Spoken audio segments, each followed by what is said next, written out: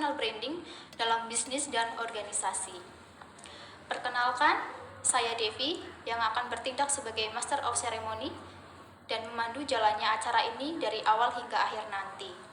Sebelum memulai acara, izinkan saya membacakan susunan agenda webinar kita pada siang hari ini. Untuk acara yang pertama, pembukaan oleh MC. Acara yang kedua, menyanyikan lagu Indonesia Raya. Yang ketiga, sesi pematerian materi pertama oleh Kak Laras. Sesi pematerian materi kedua oleh Kak Adelia. Dan sesi diskusi interaktif dan tanya jawab yang dipandu oleh moderator. Yang keempat, sesi foto bersama. Dan yang kelima adalah penutup. Guna kelancaran acara kita bersama, marilah kita buka webinar pada siang hari ini dengan berdoa sesuai dengan agama dan kepercayaan masing-masing. Berdoa dipersilahkan. Berdoa selesai. Untuk sesi yang kedua adalah menyanyikan lagu Indonesia Raya.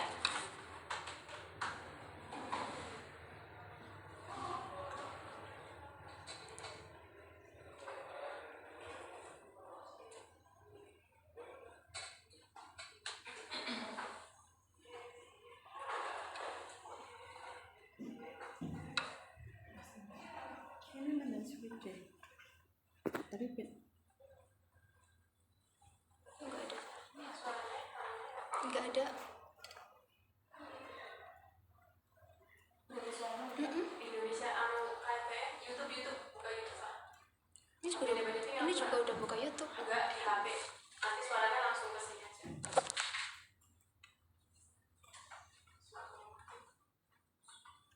Tolongin dong guys.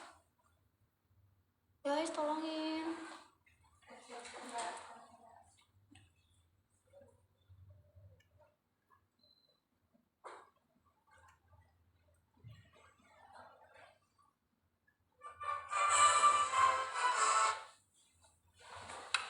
Berarti nggak usah di share screen ya? Saya sih tetap cuma itu di sekitar jadi suaranya dilaporkan langsung mencet airplay itu yang apa kan karena kamu kan apa ya?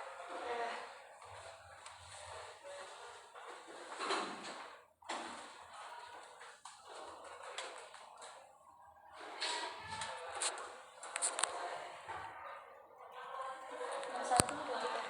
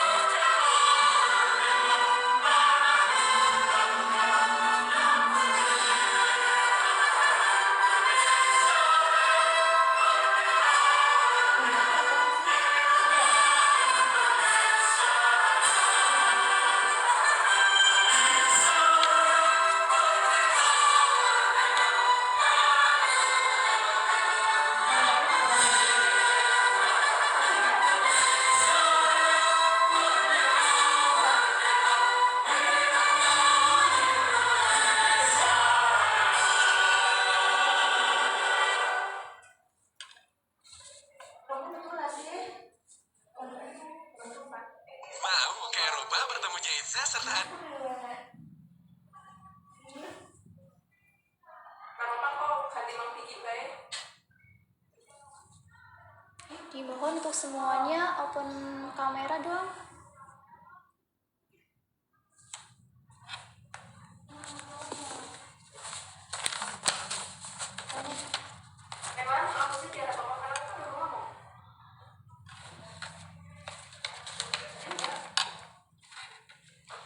memasuki acara inti yang sudah sangat kita tunggu-tunggu, yaitu pematerian luar biasa mengenai bagaimana strategi personal branding ini menjadi kunci utama dalam mengelola organisasi sekaligus melejitkan bisnis.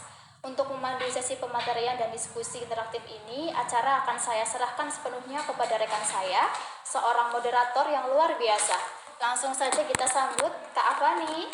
Halo Kak Afwani, bagaimana kabarnya?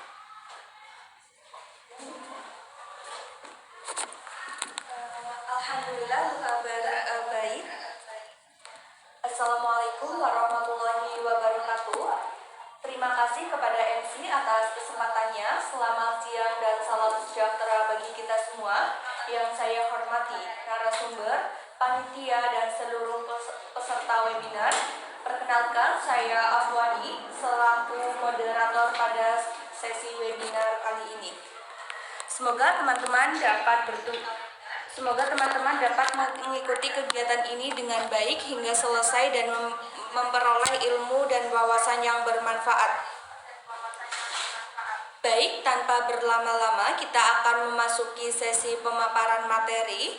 Kepada yang pertama, narasumber kita yang pertama yaitu ada Kak Laras. Berikut akan saya tampilkan untuk CV dari Kak Laras.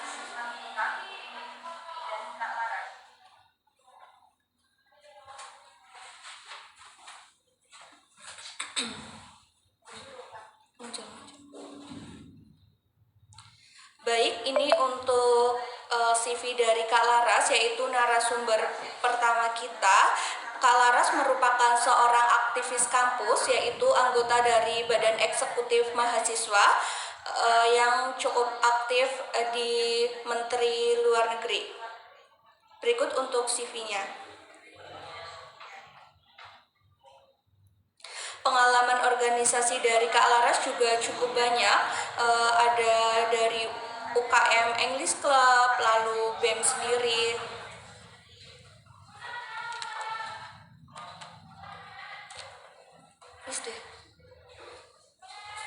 Langsung aja yang selanjutnya pemaparan dari narasumber. Silakan dari narasumber, saya persilakan.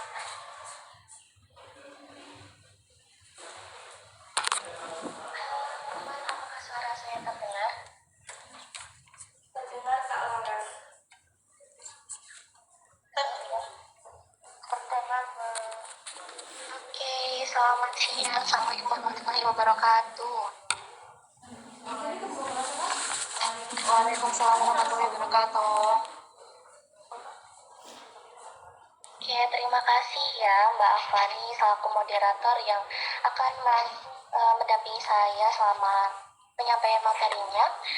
Oke, baik. Untuk pertama, ini saya akan membahas personal branding di organisasi sendiri. Tentu teman-teman tidak asing ya dengan yang namanya personal branding, betul?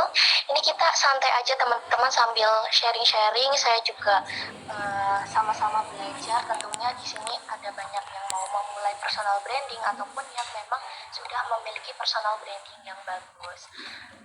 Mungkin bisa ditampilkan untuk materi saya, Mbak, silakan.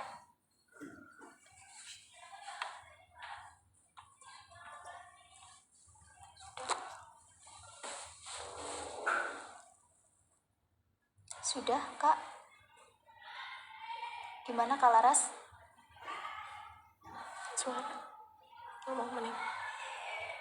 Halo Kak Laras, untuk suaranya tidak ada.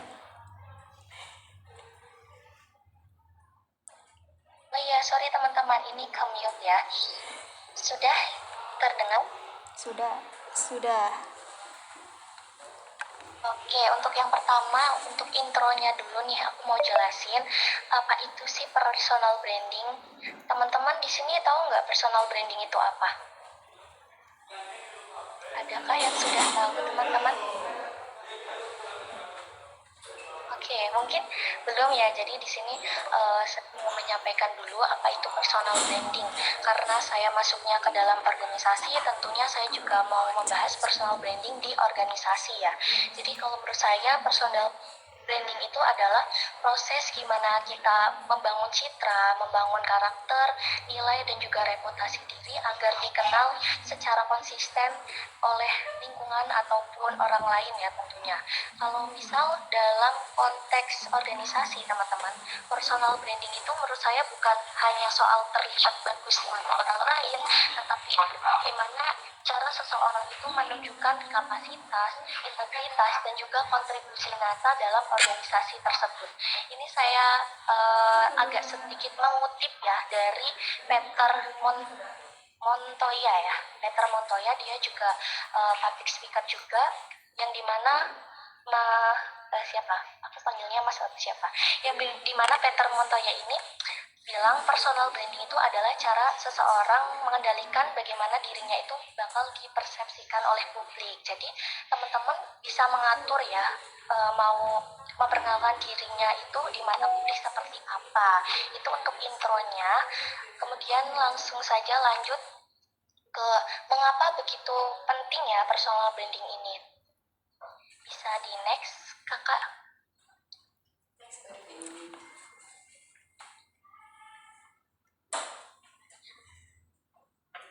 Bisa di next. Oke. Mengapa personal branding itu penting ya teman-teman? Yang pertama, kredibilitas teman-teman itu pasti bakal tinggi. Karena apa? Di organisasi itu kan orang yang memiliki branding kuat biasanya itu bakal lebih dipercaya. Misalnya dalam hal memimpin, menyampaikan ide, dan juga mengambil keputusan. Ini saya contohkan. Misalnya teman-teman jadi ketua kelas atau jadi ketua panitia nih. Jadi teman-teman tuh bakal dipercaya gitu loh dalam hal memimpin. Tentunya kalau semisal kita dalam rapat, kita menyampaikan ide-ide, pasti ide-ide teman-teman semuanya itu bakal gampang diterima oleh orang lain. Yang kedua, tentu ya koneksinya luas, dapat memperluas relasi, networkingnya tentu. Karena organisasi itu kan adalah sebuah tempat untuk bertemunya banyak orang, tentunya dengan latar belakang yang berbeda. Jadi branding yang bagus itu bakal sangat membantu koneksi yang lebih luas tentunya. Misalnya dengan teman-teman aktif di UKM, unit kegiatan mahasiswa, ataupun organisasi internal kampus ataupun di eksternal kampus. Jadi pokoknya di situ lah teman-teman dapat koneksi yang lebih luas. Tentunya kita kan gak cuma ketemu sama orang itu terus ya, pasti orang-orangnya itu berbeda. Terus yang ketiga, nah, ini yang ketiga kita bakal membangun leadership ya, atau nilai kepemimpinan. Leadership value, gimana personal branding itu bisa menciptakan identitas dari kepemimpinan diri kita, teman-teman.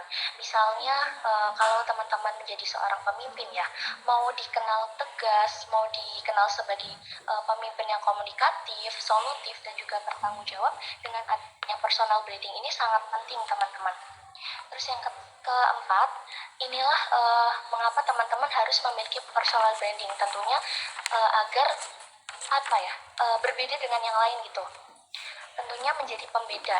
Kan dalam organisasi tentunya banyak orang punya kemampuan sama ya, tapi personal branding ini menjadi pembeda utama. Bukan hanya apa yang kamu bisa sebenarnya, tapi bagaimana orang mengingat kamu. Jadi disitulah kalau kalian dapat personal branding di organisasi itu sangat penting, menjadi pembeda. Kemudian next kita ke ada elemen apa aja sih di personal branding, mungkin bisa di next. Ini saya untuk pertama skill ya, skill atau kemampuan ini saya campurkan hard skill dan juga soft skillnya. Mungkin dari public speakingnya, manajemen konfliknya, problem solvingnya, dan juga teamworknya teman-teman. Ini elemen utama dalam membangun personal branding. Yang kedua tentu attitude ya, atau sikap. Sikap kerja profesional itu bakal menentukan kualitas atau interaksi sosial, integritas, misalnya dengan disiplin, teman-teman konsisten, jujur, dan juga loyal, itu juga akan menambah elemen kalian untuk membangun personal brandingnya. Kemudian yang ketiga itu ada value apa, nilai apa yang kalian bawa. Karena untuk value-nya ini kan seperti orang itu punya ciri khas teman-teman. Misalnya nih saya contohkan Mbak Vicky ya. Mbak Vicky itu punya ciri khas daripada yang lain, mungkin seperti ada kegiatan Mbak Vicky datangnya suka awal banget, itu adalah salah satu ciri khas yang bisa teman-teman bawa untuk personal branding dari diri teman-teman sendiri. Kemudian visibility atau keaktifannya nih, kalau orang itu punya kemampuan tapi tidak terlihat, branding itu jujur sulit terbentuk teman-teman. Jadi kalau semisal kalian punya kemampuan, dilihatkan aja. Jadi keberanian untuk menunjukkan keahlian sebenarnya. Misalnya dengan aktif di forum, pasti di sini teman-teman saya yakin banget punya pikiran-pikiran yang biasanya tidak diluapkan gitu. Teman-teman berani aja, kuncinya pede aja sih dengan aktif di rapat ataupun minimal berani menyampaikan pendapatnya gitu. Teman-teman bisa mengambil perannya di situ ya. Ini adalah nilai elemen dari visibility. Kemudian next. Nanti kalau misalnya ada pertanyaan, boleh dijeda aja waktu saya menyampaikan juga tidak apa-apa ya teman-teman. Kemudian next ke bagian langkah strategis membangun personal branding sendiri. Yang pertama pastinya kalian harus tahu nih, kenali karakter dan juga potensi dari diri kalian sendiri. Temukan kekuatan utamanya, terus batasan kelemahan diri, passion, serta visi tujuan jangka panjang dari kalian. Misalnya dengan minimal kalian itu udah tahu teman-teman kelebihan dan juga kelemahan, passion kalian dan juga tujuan kalian. Dengan kalian tahu itu semua, pasti kalian lebih mudah lagi untuk membangun personal branding dari diri kalian sendiri. Kemudian yang di sini ada bangun jalur komunikasi sehat ya. Komunikasi yang baik seperti cara berbicaranya, cara menyampaikan idenya, dan juga cara menyikapi konflik, mungkin itu sangat mempengaruhi citra dari diri teman-teman sendiri. Kemudian di nomor 3 itu ada optimasi portofolio digital ya. Gunakan platform media sosial secara bijak untuk mendokumentasikan pencapaian dan juga aktivitas organisasi. Jadi memang dokumentasi itu penting banget sebagai portofolio teman-teman. Dimana kalian mendokumentasikan kegiatan-kegiatan kalian itu termasuk juga dalam personal branding. Terus yang keempat, konsistensi perilaku dan juga kinerja. Branding itu tidak cuma dibentuk dari aksi pencitraan ya, bisa dibilang seperti itu, tapi dari mengakari kebiasaan harian yang jujur. Kemudian yang terakhir, ini yang kelima, ambil tanggung jawab nyata. Reputasi terbaik dibangun dari jejak kontribusi konkret dan tanggung jawab tinggi saat memimpin program. Jadi teman-teman itu berani mengambil tanggung jawab ya tentunya. Orang itu bakal mengenal kalian dari gimana kalian tuh menunjukkan kontribusi kalian gitu teman-teman. Lanjut. Tentunya dalam membangun personal branding itu tidak mudah ya, pasti banyak tantangan dan juga hambatan-hambatan yang sering kita temuin. Baik dari saya juga sering teman-teman terhambat dalam proses personal branding saya. Ini saya contohkan hambatan yang sering muncul jika kalian mau membangun personal branding dalam organisasi. Yang pertama itu adalah takut dinilai cari muka atau haus pujian dari pengurus. Tentu ya, itu kalau misalnya kita mau membangun personal branding kan jadi kita lebih mendokumentasikan, tapi ada aja yang bilang kita cari muka atau haus pujian. Itu tidak apa-apa teman-teman, karena itu salah satu hambatan dalam personal branding ya. Yang kedua, rasa kurang percaya diri untuk bersuara di forum resmi nih. Jadi kita personal branding ya, percaya diri dulu. Mungkin tadi ya, dalam di rapat kalian aktif untuk menyampaikan pendapatnya, itu silakan bisa dilakukan teman-teman. Intinya itu percaya diri. Kemudian yang ketiga, kesulitan menjaga konsistensi sikap dan komitmen. Tentu kalau misal kita dalam membangun personal branding, gimana caranya kita menjaga konsistensi dan juga sikap komitmen kita. Kemudian yang keempat, tantangan pembagian waktu antara akademik dan juga organisasi. Ini pasti semua orang dalam memanajemen waktunya berbeda-beda ya, teman. Dan ini adalah salah satu tantangan kalau semisal kita membangun personal branding tentunya di organisasi. Karena saya sendiri juga aktif di organisasi dan saya juga mengambil freelance. Terus saya juga harus membagi waktu dengan akademik saya. Intinya, kayak gimana kalian membagi waktunya, memanajemen waktu kalian dengan baik. Kalau saya itu biasanya mengatur jadwalnya itu 1 minggu sebelum, misalnya ini minggu depan ya teman-teman. Misalnya minggu depan, nah minggu sebelumnya itu saya udah atur dulu nih, minggu depan saya mau melakukan apa aja. Itu sih cara saya untuk memanajemen waktu, biar untuk hari Senin melakukan ini, hari Selasa saya melakukan ini. Itu untuk mengatasi pembagian waktunya ini, memanajemen waktu memang sangat sulit banget sih. Ini juga tantangan yang sering saya alamin ya. Terus yang terakhir, dampak dinamika konflik internal terhadap reputasi pribadi. Ini jelas ya. Terus selain dengan hambatannya, tentu saya ada strategi untuk mengatasi itu semua ya teman-teman. Kunci utamanya adalah terletak bagaimana keberhasilan personal branding itu terletak pada ketulusan motif kerja. Fokuslah memberikan manfaat optimal bagi kemajuan tim. Nih, ada solusinya. Alihkan fokus Anda dari sekedar mencari validasi sosial, beralihlah ke peningkatan kualitas kontribusi nyata yang berkelanjutan. Jadi, teman-teman fokus aja. Misalnya kalian diberi tugas, diberi tanggung jawab, kerjakanlah teman-teman.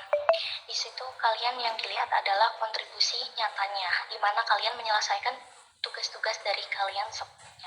Seperti itu ya strategi yang bisa saya sampaikan.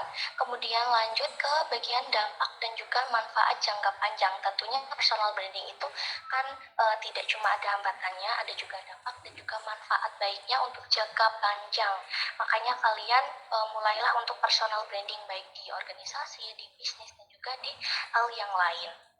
Ini, menjalankan personal branding secara positif akan mengantarkan kalian pada berbagai keuntungan karir baik dari organisasi maupun di dalam kampus, di luar kampus, ataupun kalau kalian sudah lulus ya teman-teman. Ini saya berbicara karena memang untuk mahasiswa ya. Yang pertama nih, dampak dan juga manfaat jangka panjangnya, akses kepercayaan. Jadi teman-teman itu bakal lebih cepat dipercayai untuk memegang amanah yang besar. Seperti yang saya sudah sampaikan di awal, pastinya teman-teman itu dapat kepercayaan lebih dari lingkungan sekitar, dari orang lain. Besok kalau semisal manfaatnya untuk jangka panjang, teman-teman satu langkah lebih cepat dipercayai untuk memegang amanah yang besar. Kemudian teman-teman juga dapat posisi yang strategis nih, gimana di situ kalian bisa memperbesar peluang untuk memimpin, mungkin memimpin divisi ataupun proyek-proyek yang dinilai vital gitu ya. Terus relasi profesional, jadi kalian tuh bakal lebih mudah untuk membangun koneksi pasca organisasi tadi ya. Dengan koneksi yang luas mungkin kalian juga dapat kenalan-kenalan yang orang-orang sukses, itu bakal jadi relasi profesional teman-teman kalau kalian melakukan personal branding. Kemudian yang terakhir itu ada peluang kerja luas. Citra yang baik itu menjadi magnet peluang karir eksternal. Tentu ya teman-teman, dengan adanya personal branding, citra kalian jadi lebih baik, jadi nanti kalian tidak susah-susah ya untuk kesana kemari mencari pekerjaan dan juga sebagainya. Itu kayak ibaratnya magnet, jadi orang lainlah yang mencari kalian, kayak gitu pada intinya ya. Mungkin itu materi dari saya teman-teman. Kalau semisal masih ada yang kurang, nanti saya jelaskan kembali. Silakan saya kembalikan ke Mbak Fani sebagai moderator. Terima kasih. Baik, terima kasih Mas atas materinya yang sangat luar biasa dan menginspiratif. Lalu dari teman-teman, apakah ada yang akan menanyakan kepada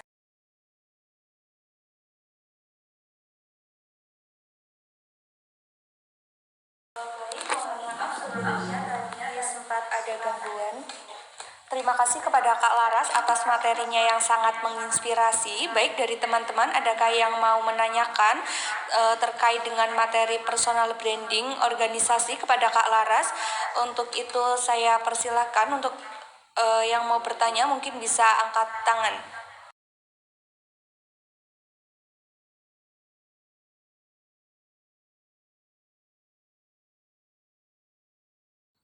Baik, Kak Biki, boleh langsung saja untuk memberikan pertanyaannya kepada narasumber kita, yaitu Kak Laras. Baik, terima kasih atas kesempatannya. Sebelumnya apakah suara saya terdengar? Terdengar Kak Biki. Oke, izin bertanya, sebagai seorang yang aktif di organisasi, tentu tidak semua anggota memiliki kesempatan yang sama untuk tampil di depan. Nah, menurut Kak Laras, bagaimana sih cara membangun personal branding bagi anggota yang cenderung bekerja di balik layar, tetapi tetap ingin dikenal karena kualitas dan juga kontribusinya? Seperti itu, Kak Laras.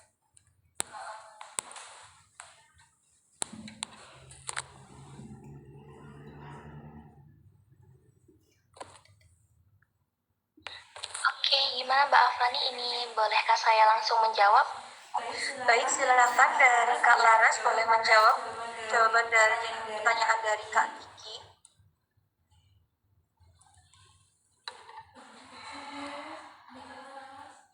Mohon maaf Kak Laras untuk suaranya tidak terdengar.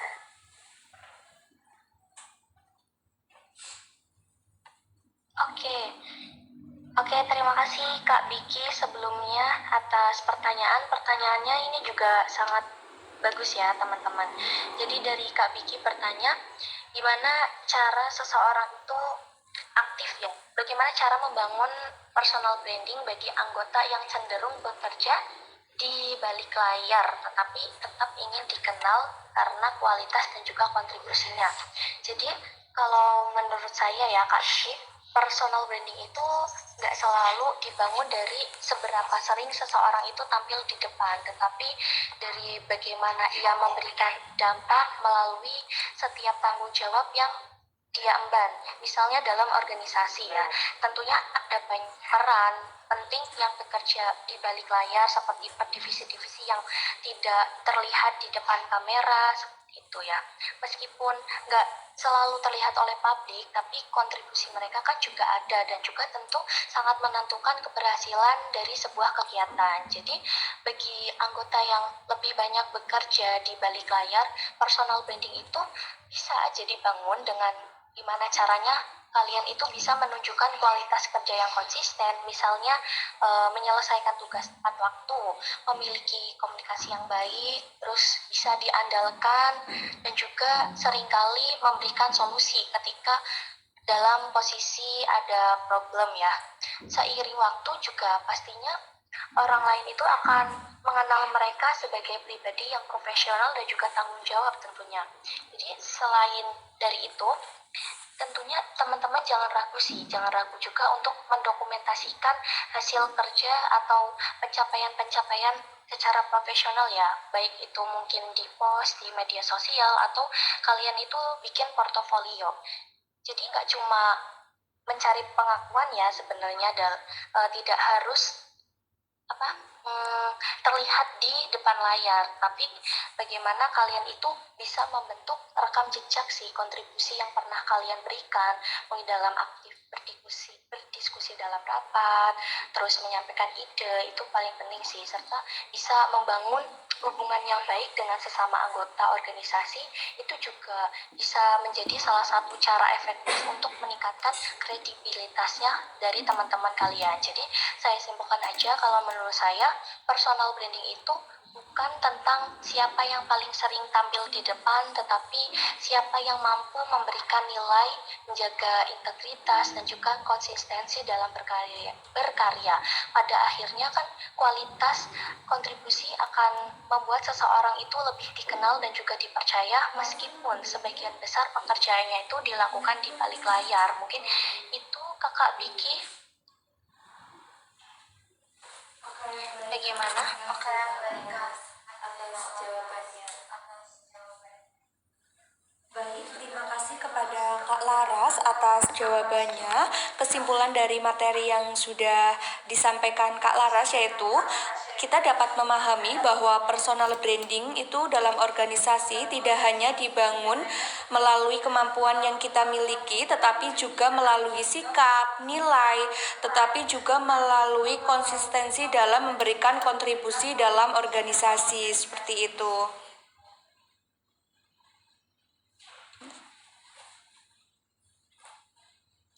Terima kasih Kak Laras sudah memberikan pemaparan materi yang sangat luar biasa. Semoga ilmunya bermanfaat buat teman-teman semua.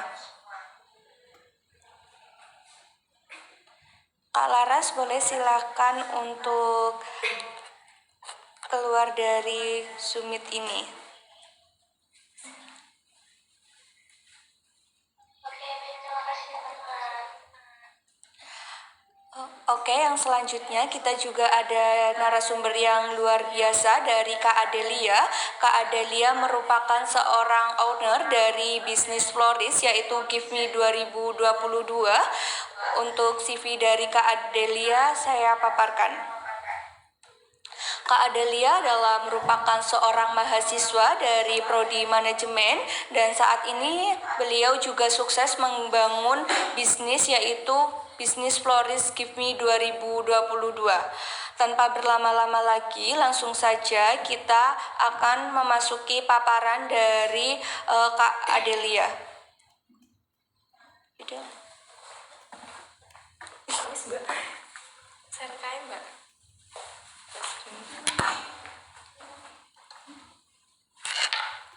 Baik, terima kasih atas kesempatannya Kak Afwani.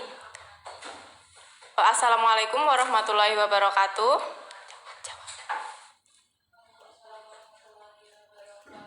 Waalaikumsalam warahmatullahi wabarakatuh.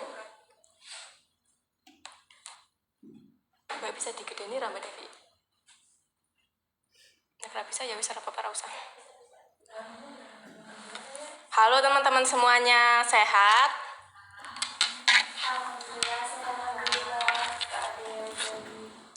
Alhamdulillah. Seperti tadi yang sudah dijelaskan oleh Kak Laras, membangun personal branding dalam organisasi. Kali ini saya akan menjelaskan tentang membangun personal branding dari mahasiswa menjadi pebisnis kreatif seperti saya sendiri. Baik, sebelumnya perkenalkan saya Adelia Dwi Febrianti. Saya juga masih menjadi mahasiswa semester 6 di Universitas Putra Bangsa.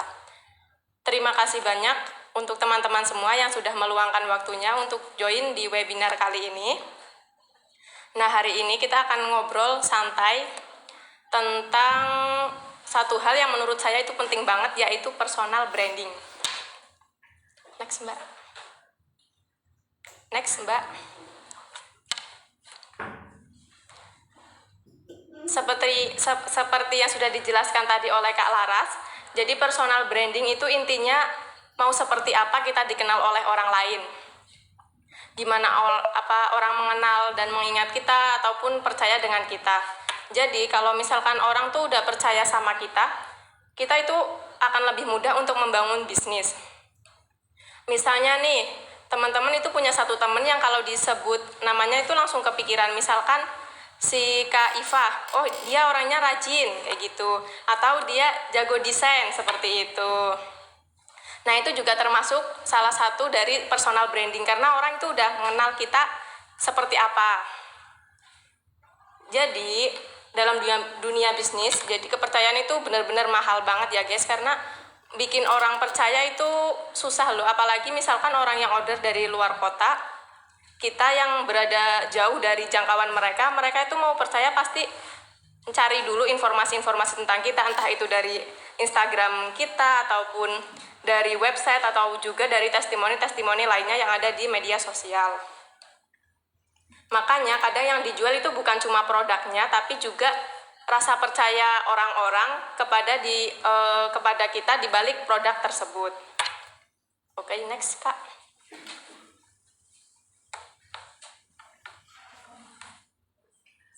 Mbak kelewat bawahnya lagi ke atas ya. Nah, terus isana 1 menit lho mbak, karena anak wisana ya. Ya. Oke, jadi kenapa personal branding itu penting dalam sebuah bisnis? Jadi kalau misalkan kita lihat bisnis sekarang itu kan persaingannya benar-benar banyak banget, apalagi misalkan buket kayak gitu kan. Buket itu benar-benar sangat banyak persaingannya, apalagi di musim-musim wisudaan kayak orang tuh banyak banget yang tiba-tiba menjual karena mereka itu melihat peluang. Nah, kenapa personal branding itu penting ya? Yang jelas pasti kita butuh untuk apa ya? Kita itu menjadi salah satu pilihan dibanding dengan pesaing-pesaing kita lainnya. Misal modelnya itu benar-benar hampir sama, harganya juga nggak beda jauh. Tapi kita harus juga cari tahu kenapa pelanggan memilih satu toko dibanding toko lainnya, toko kita sendiri kayak gitu. Jadi jawabannya itu bukan karena produknya, tapi bisa jadi karena pelayanan yang ramah, responnya yang cepat, hasilnya rapi, dan juga banyak orang yang merekomendasikan. Artinya pelanggan itu membeli karena percaya. Nah, jadi dari kepercayaan itu nggak muncul dalam seketika ya. Jadi benar-benar kita itu butuh untuk membangun dari awal kita memulai bisnis. Sedikit sedikit melalui cara kita berkomunikasi, dalam melayani pelanggan, sampai juga menjaga kualitas produk yang kita bikin. Ini juga ada salah satu testimoni dari bisnis saya sendiri, yang mana alhamdulillah setiap kali orang order itu selalu dapat testimoni seperti ini. Karena ya yang pertama, kita menjadi penjual itu harus benar-benar ramah ya teman-teman. Misalkan penjualnya judes kan kita kayak males banget ya mau beli, kayak udahlah nggak jadi, walaupun harganya itu lebih murah. Tapi kalau misalkan saya sendiri pasti akan lebih milih harga yang ibaratnya selisih lebih mahal sedikit, nggak apa-apa, yang penting pelayanannya itu bagus. Kalau pelayanannya udah judes kayak gitu, orang itu mikir lagi buat beli, males buat datang ke situ lagi. Oke, next Kak. Jadi media sosial itu kita ibaratkan sebagai etalase bisnis kita. Kenapa? Karena orang itu yang pertama lihat pasti media sosialnya dulu. Kalau misalkan kita udah ada tokonya nih, tapi tokonya itu jauh dari jangkauan orang-orang tersebut, pasti akan lebih simpelnya orang itu akan lihat media sosialnya dulu. Mereka akan mencari tahu seperti apa sih produk-produk yang ada di Give Me ini. Mereka juga akan biasanya orang juga akan lihat-lihat komentar-komentar dari yang sudah pernah beli di situ, komentarnya bagaimana, testimonialnya bagaimana, apakah brand itu terpercaya atau tidak. Jadi jangan cuma sekedar posting jualan, tapi juga bikinlah konten-konten yang ibaratnya proses bikin buket ataupun behind the scene, dan juga testimoni pelanggan baru.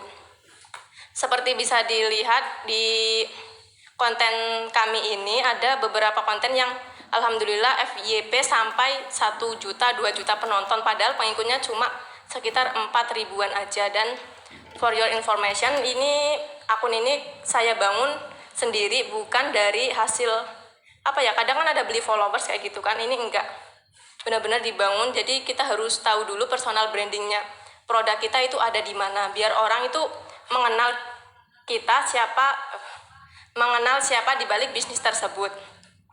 Bisnis ini memang cuma ada di desa ya, bisnis saya. Jadi akan tetapi alhamdulillahnya lagi kami selalu mengirim mahar-mahar dari sini ke luar Jawa, padahal di sana kan banyak banget penjual mahar kayak gitu, buket juga banyak, tapi orang-orang itu milih ke sini itu karena apa ya? Pasti karena yang pertama pelayanan yang ramah, kepercayaan pelanggan, dan juga rekomendasi dari teman-teman yang lain seperti itu. Oke, next.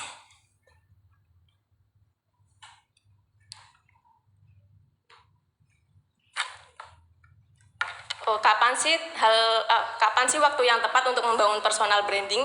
Jawabannya adalah mulai dari sekarang. Jangan kalian nunggu lulus dulu baru kalian membangun personal branding. Apalagi misalkan mahasiswa kan itu biasanya lebih ke banyak waktu luang kan ya, nggak full kayak sekolah. Jadi manfaatkanlah waktu luang itu untuk membangun sebuah bisnis. Jangan nunggu lulus dulu, yang penting kita belajar dulu. Karena kan sering ya mendengar orang bilang nanti aja bisnisnya nunggu lulus, nanti ganggu kuliah. Nggak kayak gitu ya teman-teman semua. Padahal menurut saya itu waktu yang tepat adalah mulai dari sekarang. Kenapa? Karena sebagai mahasiswa itu kita benar-benar punya banyak kesempatan. Kita punya teman yang banyak, relasi yang luas, ide-ide kreatif dari hasil kita kuliah, bahkan dosen serta organisasi yang bisa menjadi tempat kita belajar. Kalau misalnya bisnisnya itu belum berhasil juga nggak masalah. Yang penting itu kita berani mencoba. Dan yang kita cari sekarang itu bukan sekedar keuntungan, tapi juga sebuah pengalaman. Semakin cepat mencoba, akan semakin cepat pula kita untuk belajar dan kita bisa memperbaiki kesalahan-kesalahan ada di mana, seperti itu. Next, Kak. Sambung ya, Mbak? Kayaknya masih kelewat deh. Oh, berarti kelewat.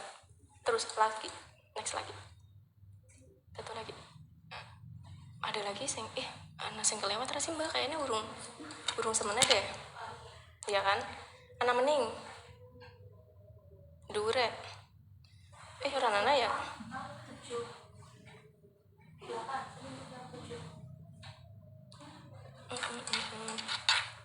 Oke, maaf ya teman-teman, sempat kelewat tadi slide-nya.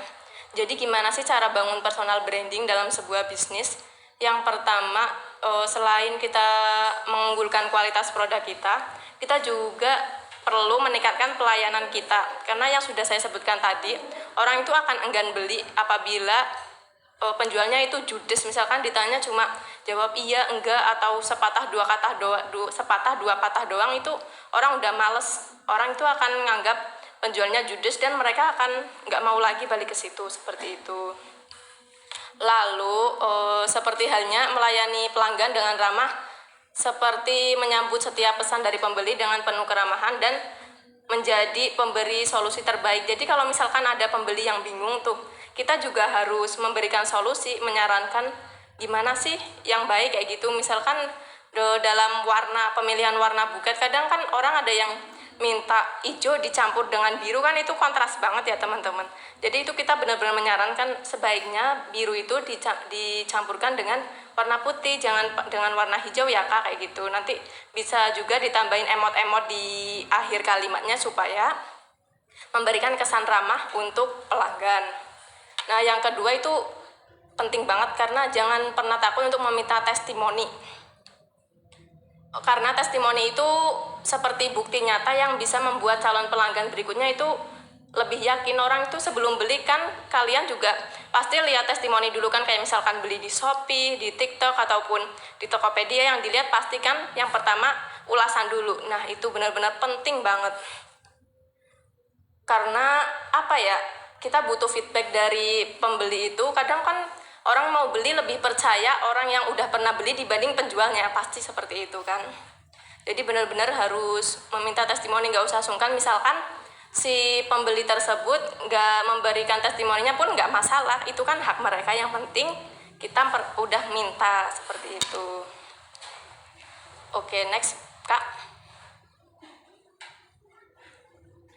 Oke, sebelum saya akhiri paparan kali ini, saya memiliki satu pesan yang mana itu sebenarnya saya juga masih mahasiswa, tapi sebelum saya mencoba bisnis buket ini, saya juga pernah ragu untuk memulai. Takut hasilnya belum bagus, takut produknya kurang menarik, ataupun juga takut nggak ada yang beli. Pernah di suatu ketika saya kayak putus asa gitu, pengen ngejual akun TikTok saya aja beserta brand-brandnya itu di tahun pertama saya membangun bisnis ini, karena ngerasa udah capek banget. Terus juga yang beli masih sedikit, kayak membangunnya itu benar-benar susah banget. Tapi untungnya saya nggak nyerah teman-teman, jadi benar-benar mencoba. Intinya kita harus mencari tahu kenapa sih orang nggak beli lagi ke sini, kenapa sih jualanku jadi sepi kayak gitu. Kita benar-benar harus di cross check apa penyebabnya, dan kita akan diperbaiki di kelanjutannya. Jadi lebih baik mulai dari hal-hal kecil, lalu belajar terus memperbaiki diri. Karena pada akhirnya yang diingat orang itu bukan cuma produk kita, tapi juga siapa kita, bagaimana kita melayani, dan bagaimana kita membangun kepercayaan. Karena satu aksi itu jauh lebih baik dibanding 1000 rencana tanpa aksi tersebut. Yang penting teman-teman itu benar-benar harus mencoba dulu. Nggak usah takut, nggak usah malu jualan. Karena dari jualan benar-benar cuannya itu banyak lah, asalkan konsisten ya. Yang penting juga membangun personal branding di media sosial itu yang benar-benar penting banget, karena kita bisa dikenal itu karena media sosial kita, bukan cuma sekedar toko offline saja, tapi kita enggan untuk mendorong kemajuan teknologi. Seperti itu. Next, Mbak. Oke. Jadi sekian sekian materi yang dapat saya sampaikan. Semoga ini dapat bermanfaat, dan silahkan bagi teman-teman semua yang ingin bertanya bisa mengangkat tangan. Siapa Van? Baik, terima kasih kepada Kak Adelia yang sudah memberikan materi yang sangat inspiratif. Jadi kita tidak hanya belajar personal branding dalam membangun bisnis teori saja, tapi juga penerapannya. Yang selanjutnya yaitu sesi diskusi kepada narasumber kita ini, Kak Adelia. Silakan dari teman-teman yang mau bertanya boleh langsung mengangkat tangannya atau menulis di kolom komentar.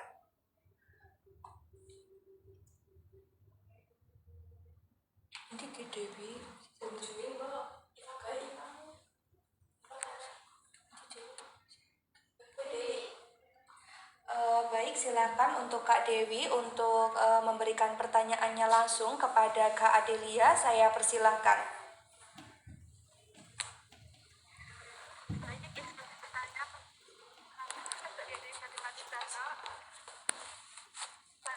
Webinar ini merupakan mahasiswa yang ingin mulai bisnis tapi masih ragu karena merasa belum memiliki modal atau pengalaman.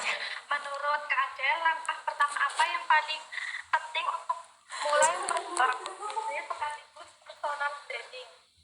Terima kasih. Baik, apakah Kak Ade sudah menangkap pertanyaan dari Kak Dewi? Sudah, Kak Afani.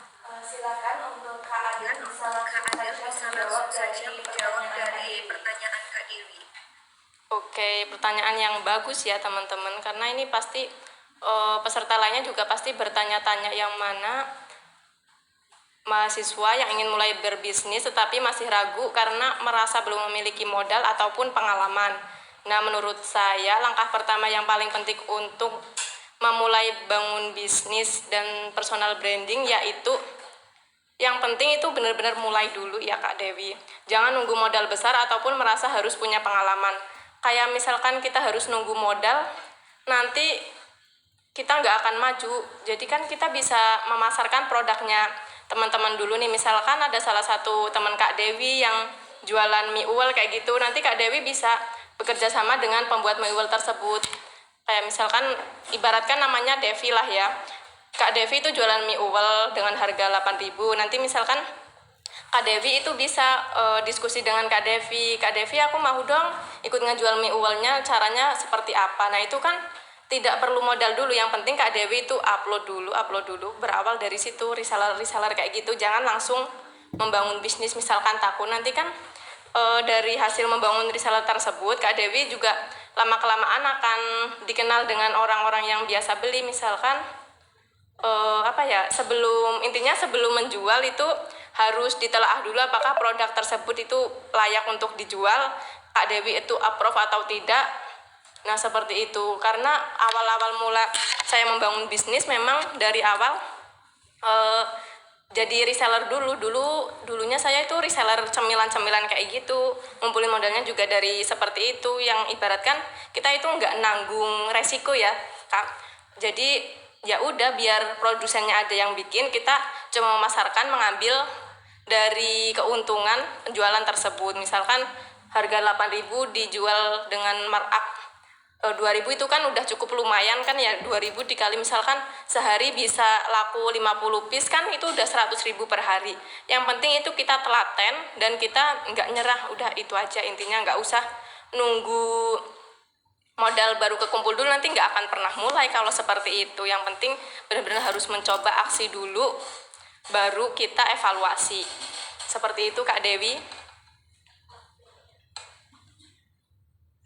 Nanti Dewi. Bagaimana Kak Dewi? Apakah jawaban dari Kak Adel sudah diterima? Baik, terima kasih Mbak Adel. Sama-sama Mbak Dewi.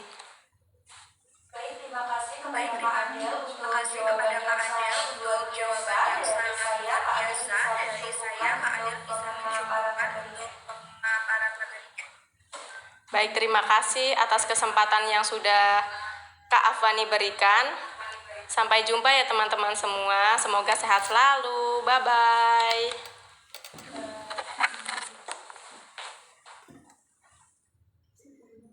Baik, tidak terasa kita sudah ada di penghujung acara.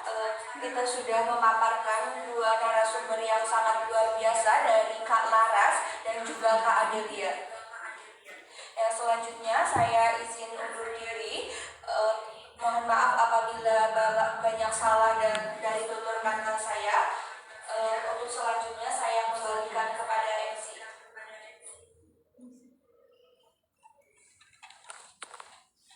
Ya, baik, terima kasih Kak Afwani. Luar biasa sekali ya. Terima kasih ya terima kasih banyak kepada Kak Afwani, Kak Laras dan Kak Adelia atas ilmu dan diskusi yang sangat luar biasa pada siang hari ini. Jadi sebelum kita mengakhiri webinar ini, mari kita abadikan momen kebersamaan kita terlebih dahulu. Kepada seluruh peserta, dipersilakan untuk menyalakan kamera dan menyiapkan pose terbaiknya. Silahkan bagi semuanya, open kamera ya guys. Ayo ditunggu yang lainnya yang belum.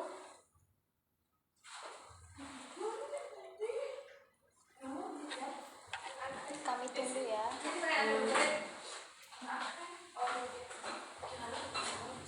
Ayo yang lain, silakan.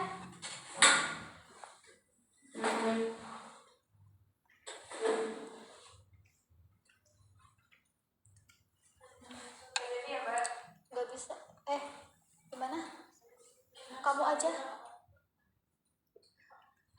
yang SS ya. Gue harus kembali. Aduh, kayak Afani. Semuanya berpose yuk. Dihitung Kak. Iki kayak bisa enteng. Bisa Rafa?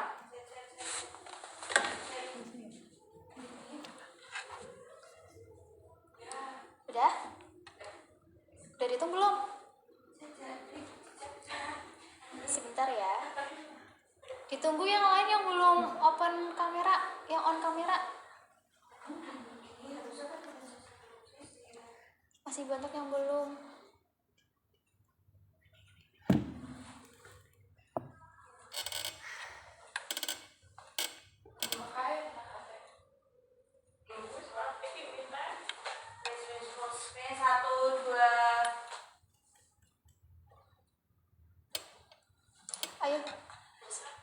Ayo guys, kita berpose.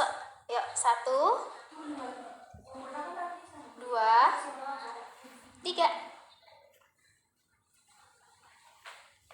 Ya. Oke. Sudah ya teman-teman. Jadi tidak terasa kita telah sampai di penghujung acara. Kami mengingatkan kepada seluruh peserta untuk tidak lupa mengisi presensi demi keperluan administratif sertifikat yang akan dibagikan. Jadi linknya udah ada di WhatsApp ya teman-teman, nanti bisa diisi. Terima kasih semuanya. Saya Devi Dia Saputri selaku Master of Ceremony mewakili seluruh panitia yang bertugas. Memohon maaf apabila terdapat kekurangan atau kesalahan kata selama memandu acara ini. Terima kasih atas antusiasme yang luar biasa dari rekan-rekan semuanya. Wabillahi taufiq wal hidayah. Wassalamualaikum warahmatullahi wabarakatuh. Sampai jumpa di webinar berikutnya ya. Selamat siang.